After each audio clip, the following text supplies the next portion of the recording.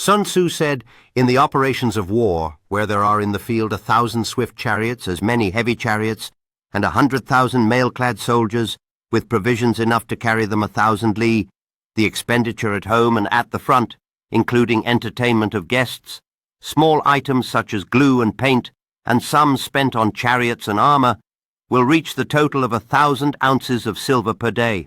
Such is the cost of raising an army of 100,000 men. When you engage in actual fighting, if victory is long in coming, then men's weapons will grow dull and their ardor will be damped. If you lay siege to a town, you will exhaust your strength. Again, if the campaign is protracted, the resources of the state will not be equal to the strain.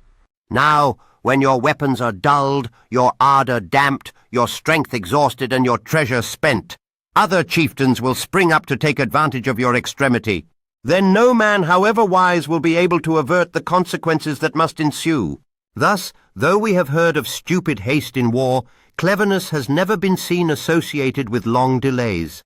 There is no instance of a country having benefited from prolonged warfare. It is only one who is thoroughly acquainted with the evils of war that can thoroughly understand the profitable way of carrying it on. The skillful soldier does not raise a second levy, neither are his supply wagons loaded more than twice. Bring war material with you from home, but forage on the enemy. Thus the army will have food enough for its needs. Poverty of the state exchequer causes an army to be maintained by contributions from a distance. Contributing to maintain an army at a distance causes the people to be impoverished. On the other hand, the proximity of an army causes prices to go up, and high prices cause the people's substance to be drained away. When their substance is drained away, the peasantry will be afflicted by heavy exactions. With this loss of substance and exhaustion of strength, the homes of the people will be stripped bare, and 3/10 of their income will be dissipated. While government expenses for broken chariots, worn-out horses, breastplates and helmets, bows and arrows, spears and shields, protective mantles, draft oxen and heavy wagons will amount to 4/10 of its total revenue. Hence a wise general makes a point of foraging on the enemy.